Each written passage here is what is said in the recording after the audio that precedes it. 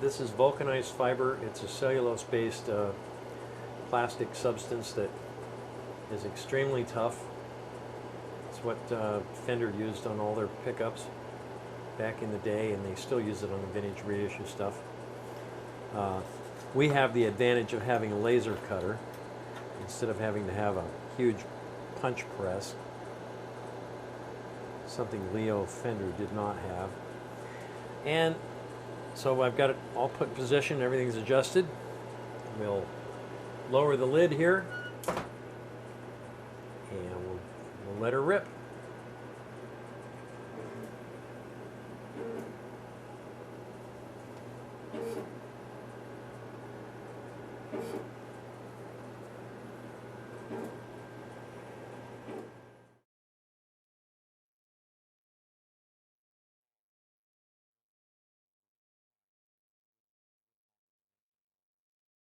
Okay, it's done now.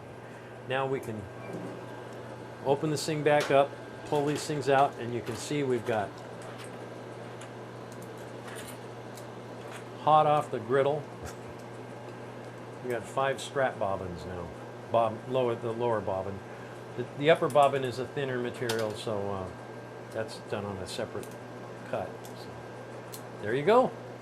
We're ready to take them out and put eyelets in them.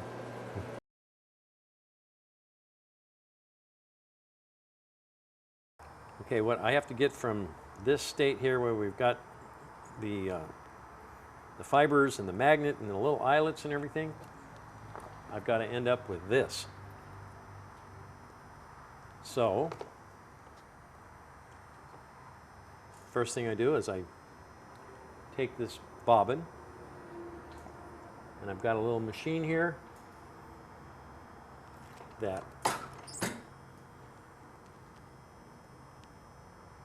sets the eyelet.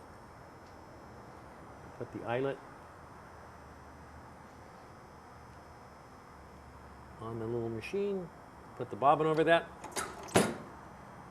Now I've got a...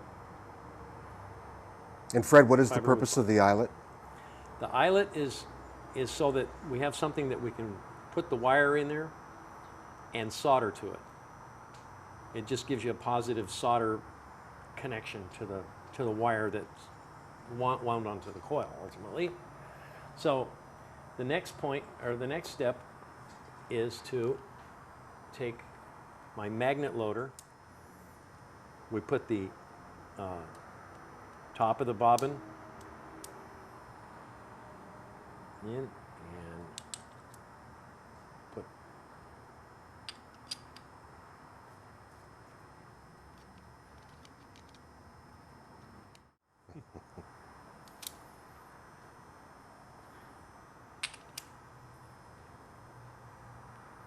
put the bevel side down so that it comes out at the top of the,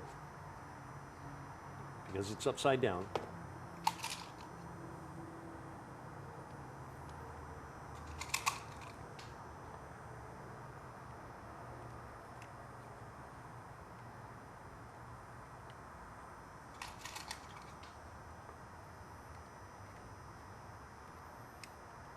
Now that I've got that's ready to load, I'm going to go over here to the arbor press, and we're going to press those magnets in.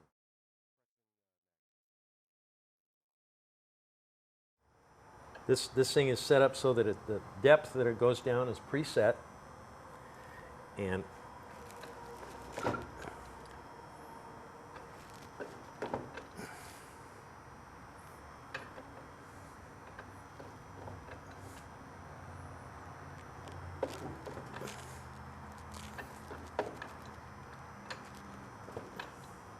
we're taking this thing out of the magnet in the loader now. So we remove this. Just reverse the process that we did earlier.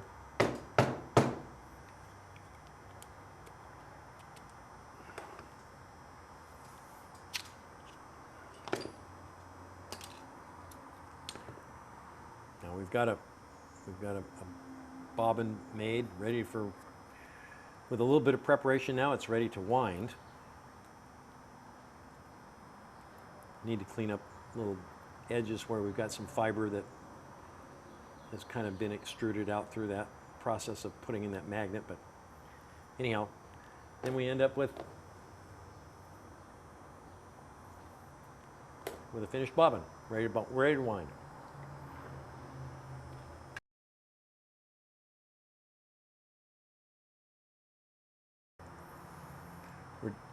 We're dipping this in lacquer now. We need to seal this thing up so that it kind of seals up all the little voids and stuff that might be in there, and it also tends to insulate the magnet so that we don't have too much in the way of shorting out.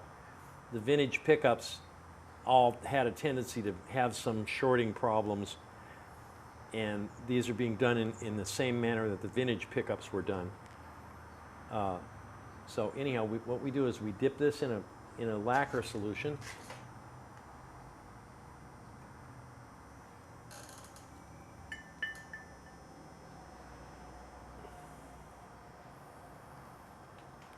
Now that lacquer, we'll let that dry overnight, and we'll have a pickup that's basically ready to wind.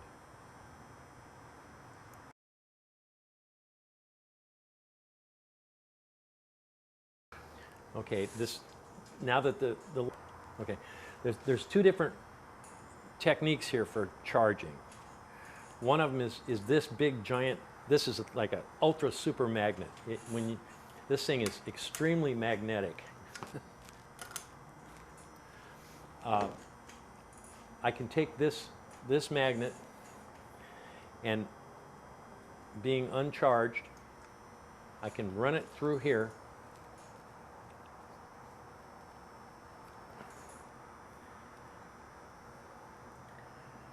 Now the magnet has a charge on it. This charges it up full. If I want to charge it less than full, I've got a machine over here that I can do the same thing by, I can put a partial charge on it. This thing's got two ranges. It's got a high range and a low range. I can charge it up full if I put it on high range and hit this button 3 or 4 times, it fully charges it. If I want to get a partial charge, 75% or so, I can put it on low range, hit it 4 or 5 times, and now we've got a partial charge, which tends to give you kind of an aged sound. So, but in most cases, you're using the industrial magnet to give it the full charge. yeah, most of it, just charge it up full because we just want to get it charged. It'll decay on its own over years. The Alnico 3 seems to hold a charge longer than the Alnico 5, and so sometimes we want to give it a little bit lesser charge so it gives it more of a vintage sound. But I can do it either way.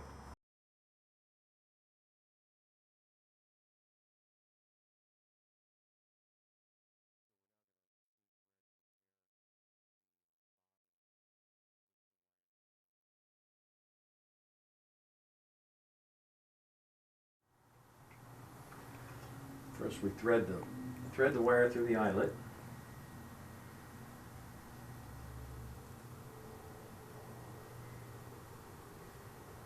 This wire is so fine you can't even hardly see it. I have to wear my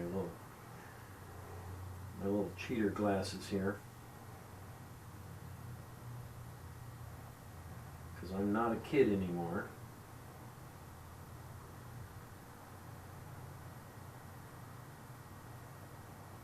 I don't know how someone like Abigail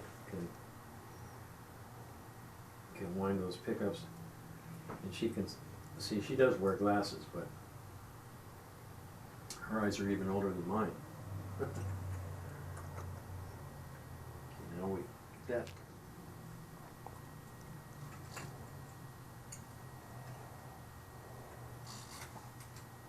Make sure that everything's lined up the way it should be. And we set the number of winds we want.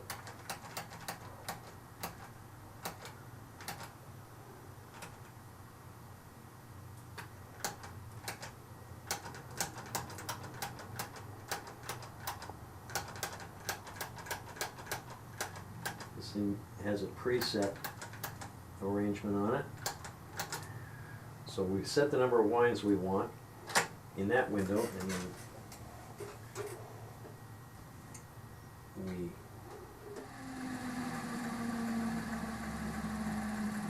we want to start off slow here and get a good, healthy layer of wire at a slow speed.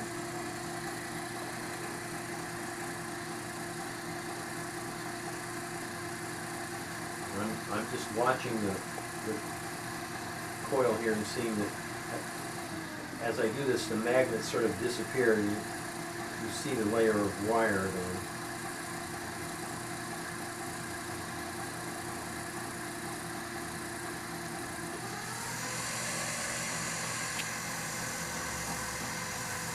In the process of doing a scatter wind, I will change the speed that the wind is at, and I've got a good healthy layer there. Right around 500 winds, you don't see the magnets anymore. Now I can speed it up a bit.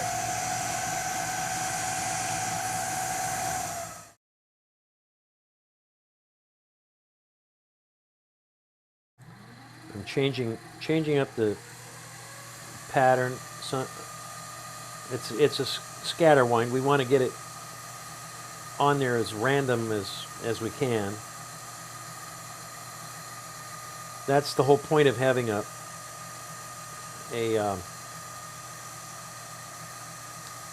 doing it, hand winding it. Machine winds tend to be a little too precision. How does a hand wound, scatter wound pickup sound compared to a machine wound pickup? The machine wound, I stop it every now and then and check it. The machine wound tends to be, you lose some of the real sparkle on the high end. It's kind of a technical thing, but you end up with, if you put wires side by side and have them perfectly parallel to one another, you get a thing that they call coupling, where the electricity flowing through the wires interacts with each other. You're minimizing the coupling by putting a scatter wind on it.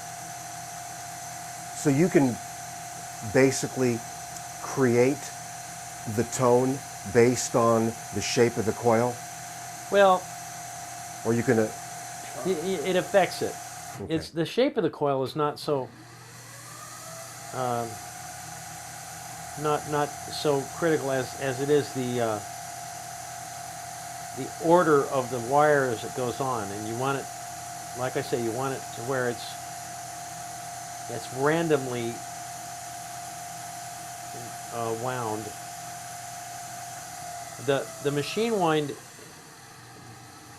basically repeats the same pattern. It'll just go, I mean, I can kind of emulate a machine wind a little bit by just doing this, by doing Going it very back and mechanically forth. back and forth.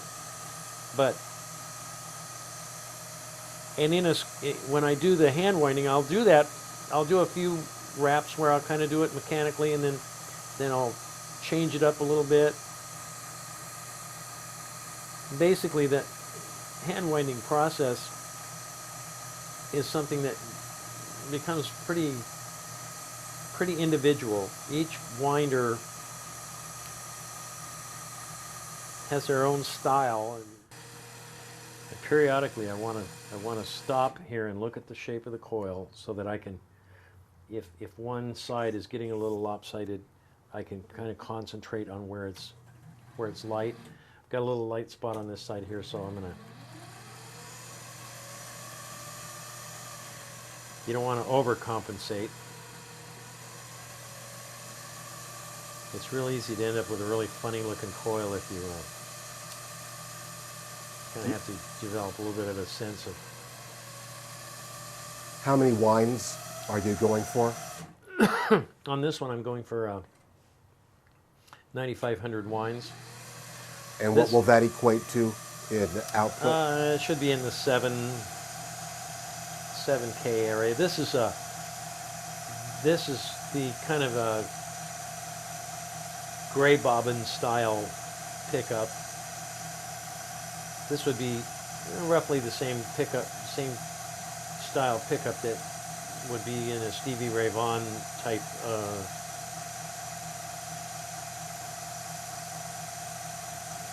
It's kind of that. Those were his favorite pickups, were those gray bobbins. And what gauge wire? This is 42 gauge plain enamel.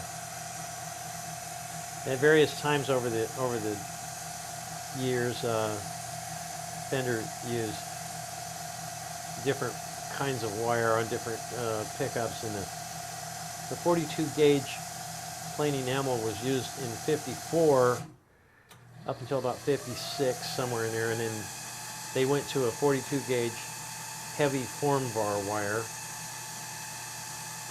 for whatever reason, who knows.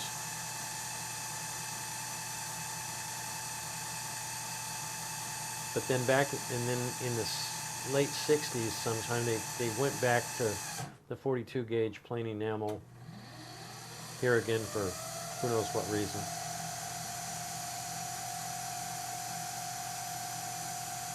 I always figured it was just easier for them to buy one kind of wire instead of two. Here again, we don't have to put all this up. I'm getting a pretty good coil shape on this. This is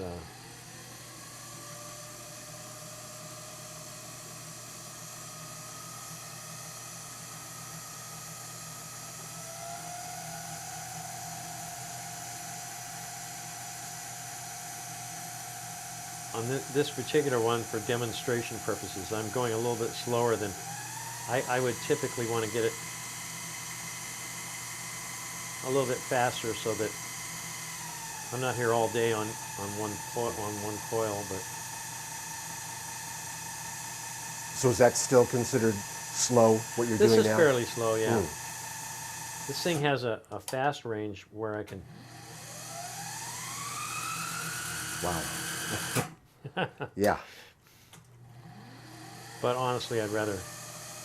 Are you more prone to breaking the wire the faster? It's a lot easier to break if you're going that fast. On the machine winds, those things go at an incredible clip.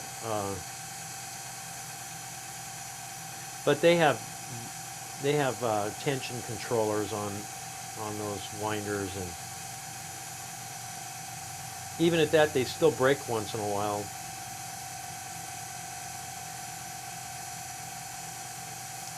In the factory, they don't even try to repair those, because they'll.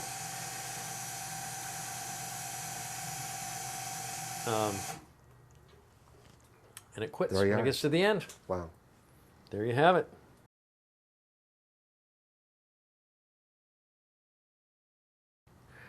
Now what I'm going to do is I break the wire off, which is very easy to do. Don't need wire cutters for that. Pull this thing out of here. Now I can take this, solder the two eyelets.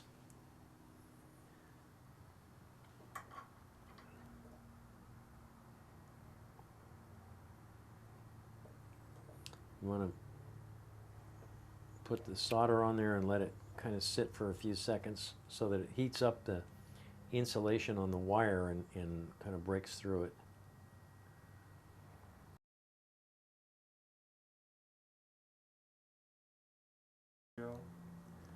Okay, now we're going to check and see how well we did here. Now, what did you anticipate before you wound In this? the 7 range, somewhere in the 7s. 6.87, which is close enough to 7. Right. If you round up. and what I would do is to do a calibrated set. This is a brand new reel of wire that I just started with, so I don't really know the characteristics of it until I wind a couple of coils. I know now that at 9,500 winds, I'm going to get roughly that reading, high 6. So I could do maybe 9,700 winds for a bridge pickup, and maybe 9,300 winds for a neck pickup, and I'll have a calibrated set. that'll sound pretty good in combination. But anyhow, this is a pretty typical good looking coil. It's you want to check and make sure that it's firm and not too loose. And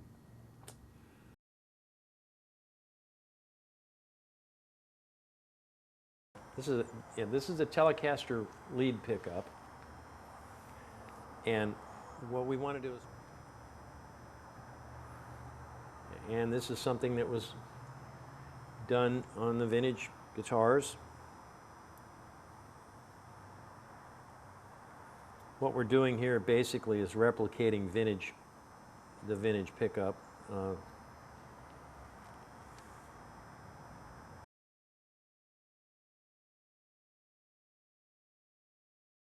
Now the next thing we're going to do is solder the leads on this, and then we're going to pot this in wax after we solder the leads. And now we also want to put this elevator plate. The Telecaster bridge pickup is the only one that has the elevator plate, but because this is connected to the ground of the guitar, what we want to do is, in case there is any shorting on the coil, is we want to take a piece of tape, masking tape here,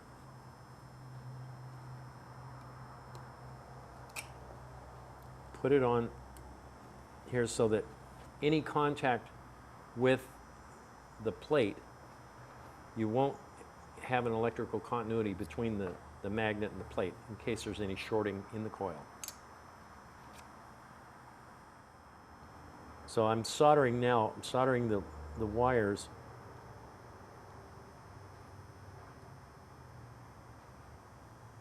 into the eyelets. That's why we put the eyelets in there.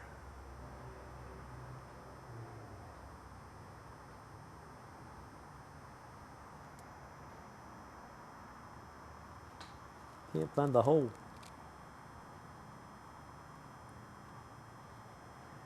Yeah, nab it. There we go.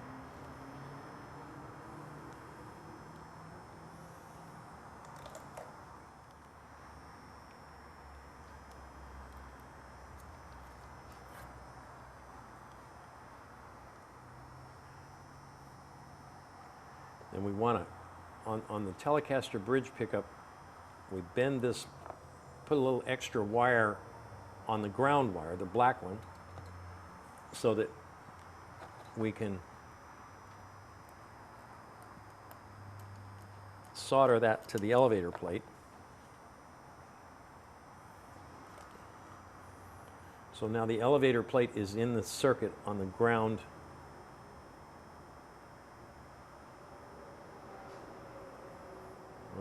side of the guitar. This also grounds the strings because the screw that's in here then is attached to the bridge plate, and the bridge plate is attached, the string, it touches the bridge plate and it all grounds the strings, so you don't have to run a separate ground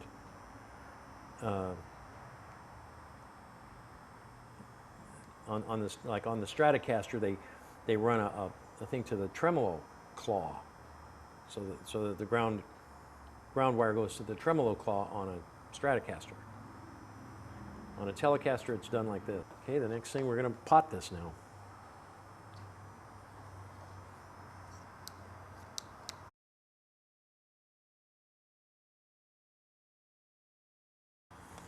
Okay, now the string is wrapped on this, and we're ready to pot the pickup.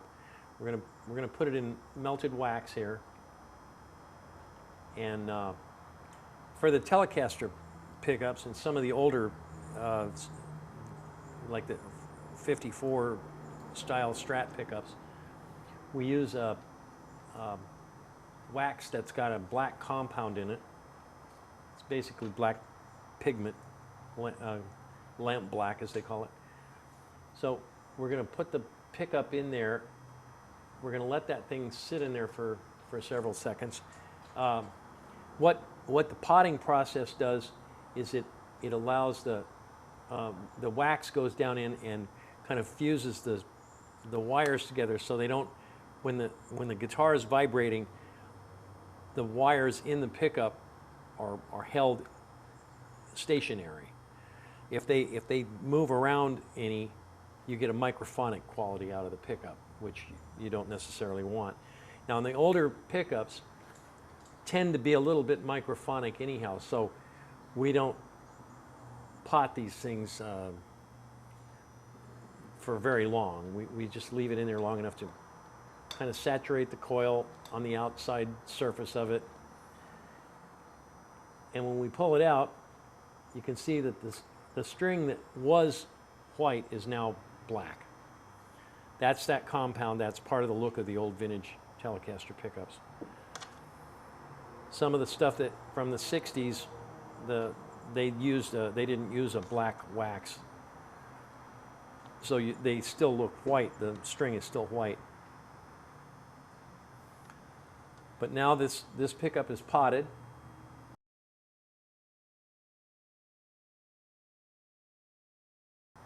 Anyhow, it's ready to take a reading, and then we take, I've got two different meters here. I've got a DC, measures DC resistance.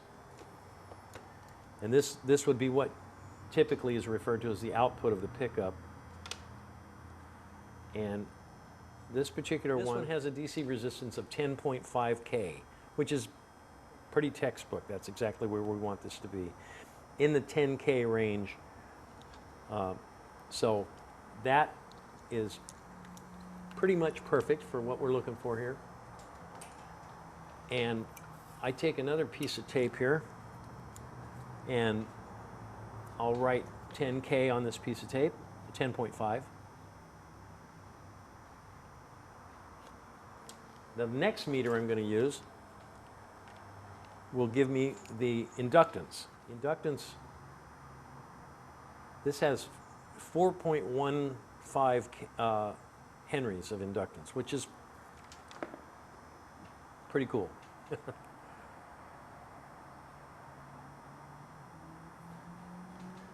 So now that I've got those calibration, now that I've got the specs off of the pickup, I put this on the pickup, and now we know what this pickup reads, and tape doesn't want to stick to it, but